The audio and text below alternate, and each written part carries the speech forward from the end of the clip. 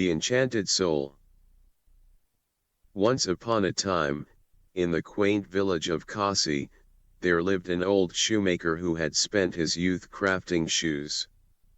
As the years passed, the shoemaker grew frail, and his workshop, once bustling with creativity, became silent with a rusty lock barring entry.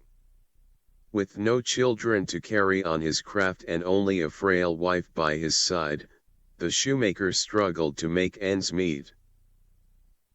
The villagers, out of pity, would sometimes lend a helping hand, but their acts of kindness could only go so far.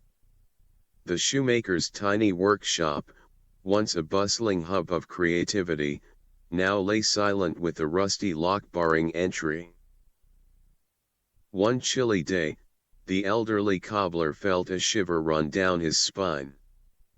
"Ah! The cold is biting," he exclaimed, wrapping himself in a tattered blanket.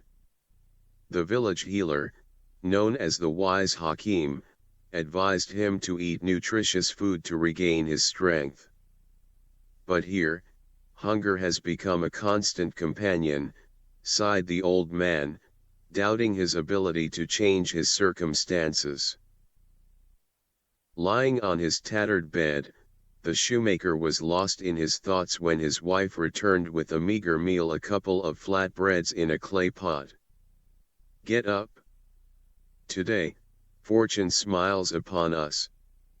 The neighbor's son has given us some food.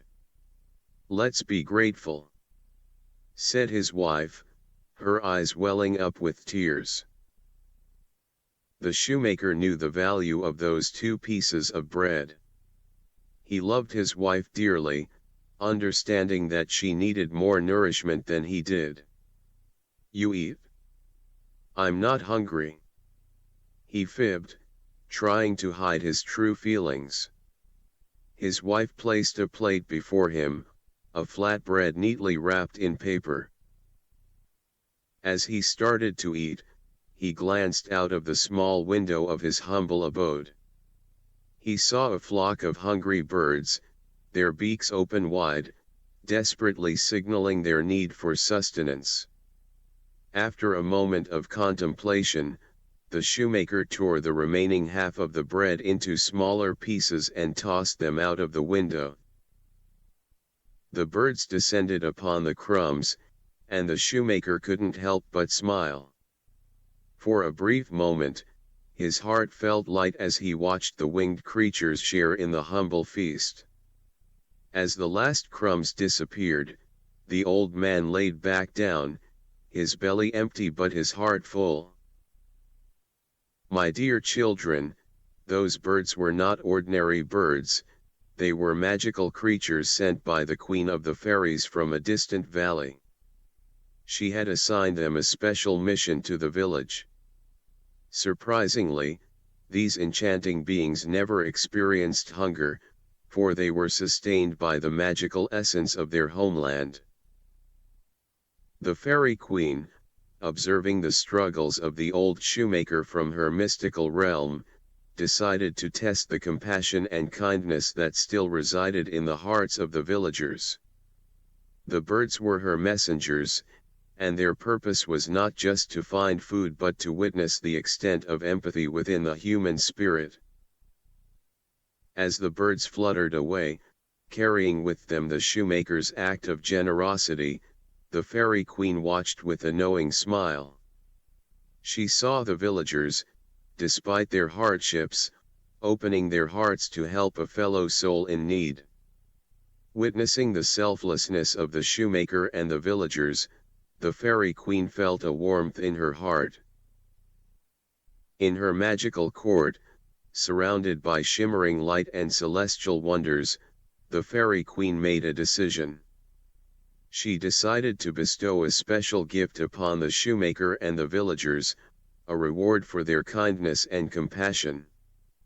Little did they know that their actions had captured the attention of the magical realms. The next day, when the sun painted the sky with hues of pink and gold, the villagers woke up to find the shoemaker's workshop mysteriously unlocked. The rusty lock had vanished, and inside, they discovered an abundance of the finest leather, shining tools, and magical ingredients for crafting the most exquisite shoes. Word spread quickly through the village, and soon everyone gathered to witness the miracle. The shoemaker, astonished by the transformation of his humble abode, couldn't believe his eyes. The fairy queen, moved by the generosity she had witnessed, had decided to bless the village with prosperity and abundance.